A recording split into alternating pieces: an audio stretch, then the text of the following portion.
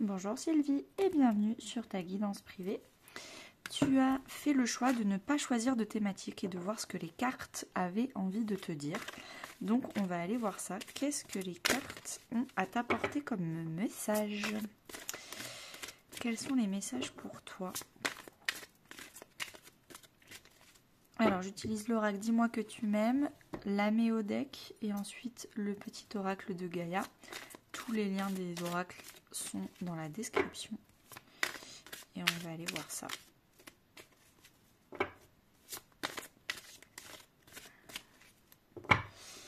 Alors, ici, on a ton état actuel. Ici, le blocage qu'il va falloir que ces prochaines semaines tu surmontes. Ici, le conseil que l'univers, Dieu, les anges te donnent en fonction de tes croyances pour surmonter ce blocage. Et ici, c'est l'issue dans quelques semaines. Qu'est-ce que ça va être une fois que tu auras débloqué ce que l'univers te propose de débloquer? Hop. Je complète avec cet oracle.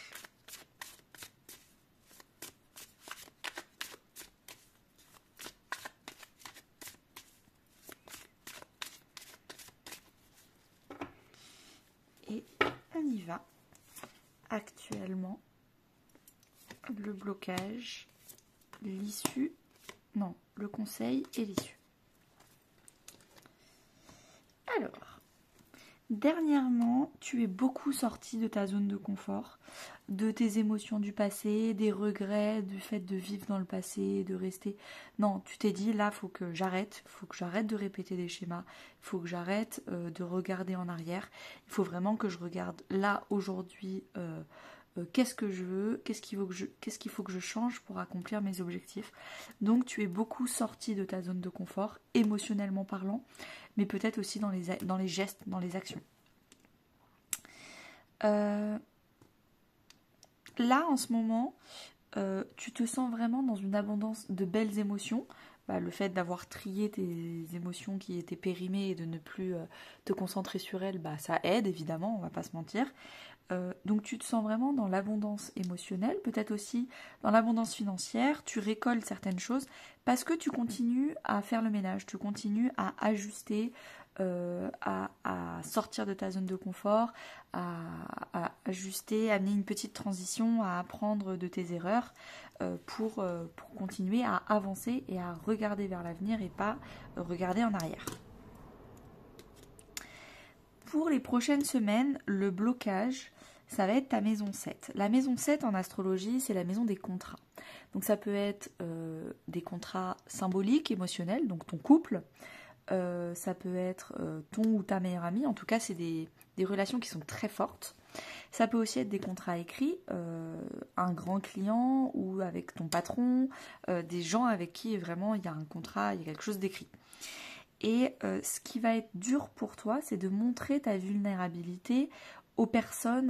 Donc ça, généralement, la maison 7, ça se compte sur les doigts de la main, les personnes avec qui c'est très fort. Ou professionnellement parlant, ou en termes d'émotion. C'est comment toi, tu arrives à t'ouvrir et à t'unir aux autres. Et apparemment, toi, tu n'arrives pas à t'ouvrir aux autres. Tu n'arrives pas à montrer ton intimité, ta vulnérabilité. Tu n'arrives pas à recevoir. Toi, il n'y a aucun problème. Tu arrives à donner de l'aide, tu arrives à donner du temps, de l'énergie. Mais tu n'arrives pas à demander de l'aide, tu n'arrives pas à recevoir. Quand tu reçois, tu as l'impression ou d'être faible, ou de ne pas être à la hauteur. Ou alors quand on t'offre quelque chose, tu dis « Oh, fallait pas », alors qu'en fait il faut dire « Oui, merci, ça me fait très plaisir ». T'arrives pas à dire « Oui, merci, je reçois ». Et donc là, ces prochaines semaines, il va falloir... Donc ça, le principe féminin, c'est le yin. C'est le principe du yin et du yang. Si tu veux, j'ai un podcast qui s'appelle Yin Yang sur ma chaîne YouTube. Tu peux aller l'écouter et j'explique vraiment les énergies. On est tous censés être à 50% yin, 50% yang, être équilibré.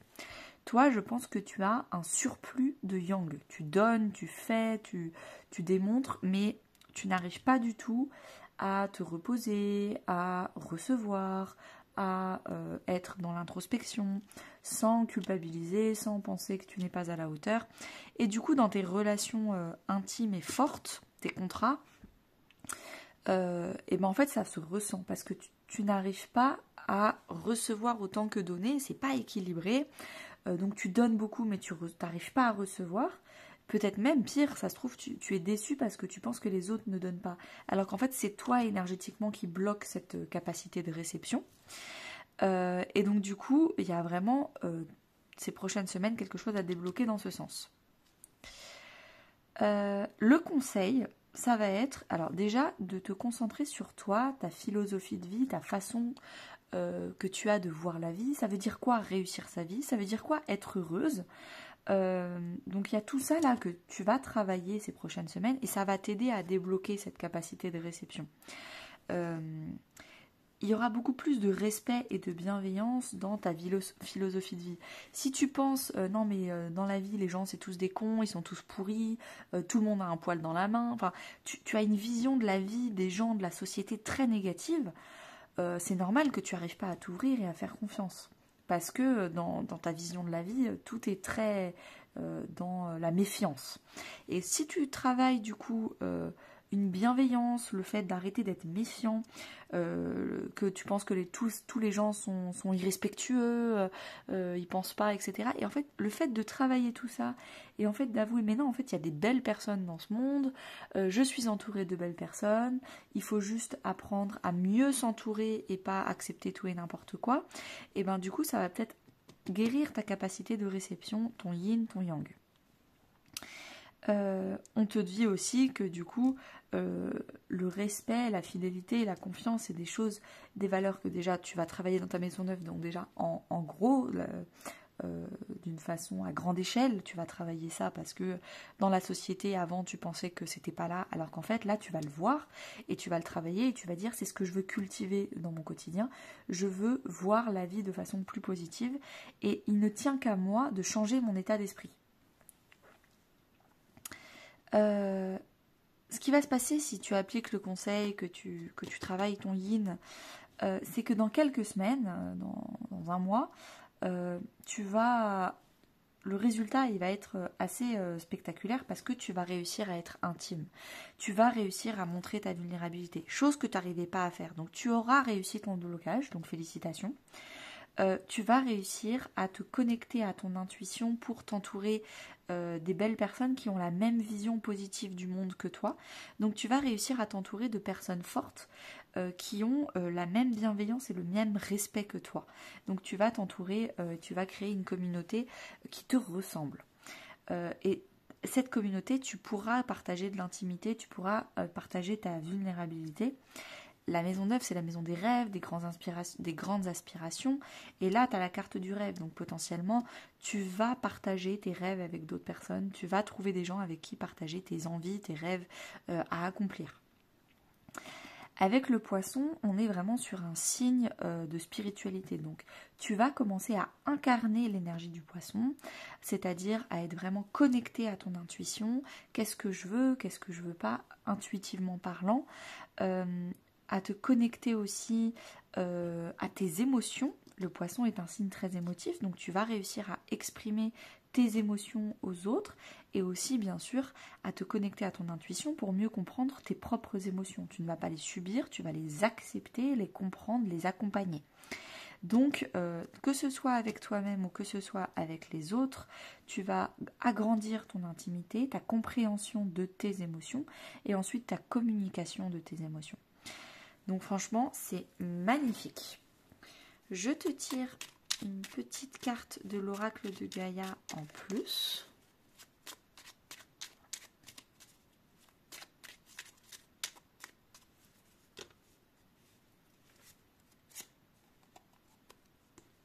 Ah bah, quand on parle de vulnérabilité, elle arrive au galop. Aime ta fragilité, tu n'as pas besoin d'être parfaite. Tes fragilités sont aussi tes forces, elles expriment ton humanité. Elles sont des opportunités pour accéder à la compassion et à la compréhension aimante.